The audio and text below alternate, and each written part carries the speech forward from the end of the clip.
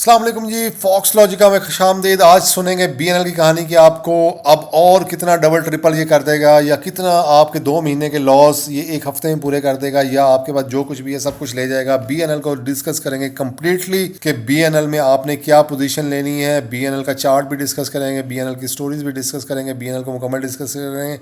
लेकिन आगे चलने से पहले ये एक वीडियो ज़रूर देख लें ज़रा। आपके आपके कोई कोई कोई कोई जो है ना वो कमेंट भी नीचे करते हैं, तो मेरा सबको चैलेंज है, आके मेरे से मुकाबला कर लो, जो ट्रेड में जीत जाए।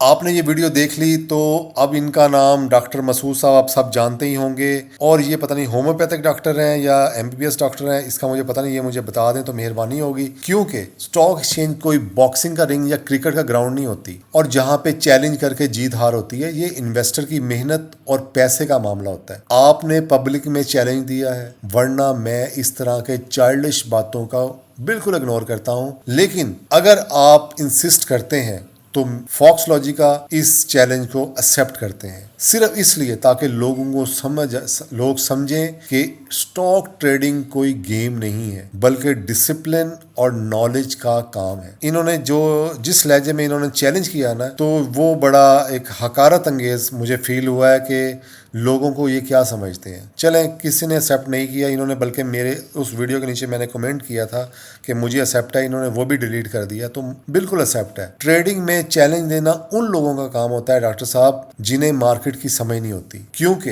ये स्टॉक एक्सचेंज है, कोई लूडो का खेल नहीं है। मार्केट में जीतने वाला वही है जो सीखता है, जो जाली मैजिक लाइनें नहीं लगाता, कोई इधर उधर की हेरा फेरियां, जाली चार्ट घुमाना। ये कोई जादूगरी नहीं है, ये बातों का खेल नहीं है। बातों से आप जीत जाएंगे, मैं ये नहीं कहता आपका बातों में बड़ा एक्सपीरियंस, आप जीत जाएंगे, लेकिन आप अल्लाह से तौबा करें। लेकिन आपने जिस तरह चैलेंज दिया है, ये खुदाई ले जाए और बहुत हकारत अंगेज़ है। तो मुझे ये चैलेंज एक्सेप्ट है मेरी टीम को, और ये जो चैलेंज है ये पूरी दुनिया को लाइव ट्रेडिंग करके दिखाई जाए। अपना अपना टर्मिनल खोलें और देखें कौन जीतता है। और ये भी नहीं भागने देना कि आप स्कैल्प करते हैं, आप लॉन्ग करते हैं, आप स्विंग करते हैं, आप इन्वेस्ट करते हैं। जो आप कहेंगे वही करेंगे, उसी में हमें चैलेंज एक्सेप्ट है। जो आप कहेंगे, अब आपको भागने नहीं देना। अच्छा, अब हम वीडियो की तरफ चलते हैं वापस। अच्छा, बनीज का है, बनीज का अब बनीज की जी प्राइस आजकल है 140 रुपये। ठीक है, आप ये देख रहे हैं, ठीक है, इट्स ओके, 140 हो सकती है किसी भी शेयर की प्राइस। लेकिन एक एफएफसीएल कंपनी है, ये फौजियों की कंपनी है, फौजी सीमेंट कंपनी, फौजी ट्रस्ट चलाता है इसको।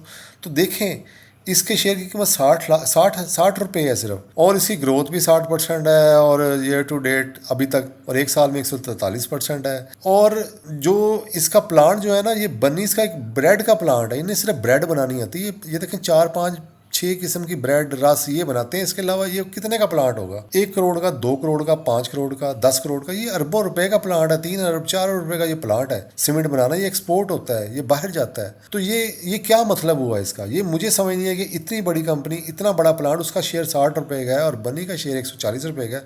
तो इसको डिकोड करते हैं आप, डिकोड करते हैं कि इसका सबसे पहले तो इसका एक प्लस पॉइंट भी आप देखें जो आप लोगों को समझ नहीं आई। इसका ये मैंने मार्क किया है, ये जनवरी 1 2023 है, और ये मार्च 17 2025 है।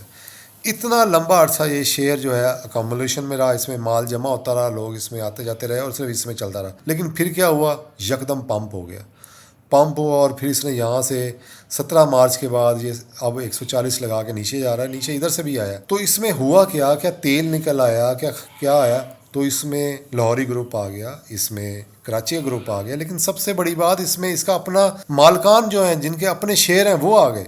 वो कैसे आ गए, वो डिकोड करते हैं, वो मैंने ऊपर रखा हुआ है। इसको बड़ा कर दूं ताकि किसी को ये ना हो कि मैंने खुद बनाया हुआ है। ये तारीख है 17 सितंबर 2025। 17 तारीख को ये लेटर आया है, और दिल खून के आंसू ये रो रहा है कि 17 तारीख को ये आया है। लेकिन ये शेयर जो 17 लाख शेयर थे, जुलाई को 24 तारीख को ये सेल कर दिए थे इन्होंने शेयर, और इसको बता कब रहे हैं? 17 तारीख को। कितनी शर्म की बात है, कितनी शर्म की बात है। और हम ये देखते हैं और ये भी समझ लें कि 24 तारीख को क्या डेट थी। हम चार्ट को ज़रा समझ लेना, ज़रा चार्ट को समझेंगे तो आपको समझ आएगी। 24 जुलाई, इस दिन इन्होंने 120 रुपये के हिसाब से यहाँ पे 17 लाख शेयर बेच दिए। ये निकल गए यहाँ से, इनको पता था। उसके बाद फिर ग्रुपों ने इसको पंप शम्प किया और ऊपर ले गए। और अब ये मैं बता रहा हूँ आपको, बार बार कह रहा हूँ कि अब इसने फिर डंप होना है, और डंप ऐसा होना है कि आप याद करेंगे। और मैं आपको बता दूं कि आप कसम खा लें कि अब पंप डम शेयर में काम नहीं करना, क्योंकि आपके पास TTM है, आपके पास आई स्टॉक्स है, आपके पास IDR है, आपके पास अंडर वैल्यू है, आपके पास सैकड़ों कमांडे हैं। आपको इस सट्टे में, इस जुए में जाने की ज़रूरत नहीं, क्योंकि जुआ हराम है। आप बड़े फ़ख्र से कहते हैं कि हम जी शरिया स्टॉक में काम करते हैं, हम हराम नहीं खेलते। तो ये क्या है? ये जुआ है। जुआ खेल रहे हैं। जुआ हराम है। आपको कभी भी डंप कर सकता है, कोई भी कर सकता है। आप इतने बेवकूफ़ हैं, कोई आपको डंप कर दे। तो SECP को इसका नोटिस लेना चाहिए। और नोटिस देखें, अगर अगर इन्होंने अगर 2 महीने बाद इन्होंने किया है, क्या ये रूल नहीं है कि इनको फ़ौरन बताना चाहिए? 2 महीने बाद ये बता रहे हैं कि हमने जुलाई में जो शेयर सेल किए थे वो 17 तारीख को ये नोटिस कर रहे हैं। तो ये बड़ी ही अफसोसनाक बात है। SECP को इसका नोटिस लेना चाहिए। और उसकी अफसोसनाक बात ज़्यादा है कि किसी भी सीनियर ने, किसी भी ब्रोकर ने, किसी ने भी इसका नोटिस नहीं लिया और नहीं PSX को लिखा कि इन्होंने क्यों किया ऐसा।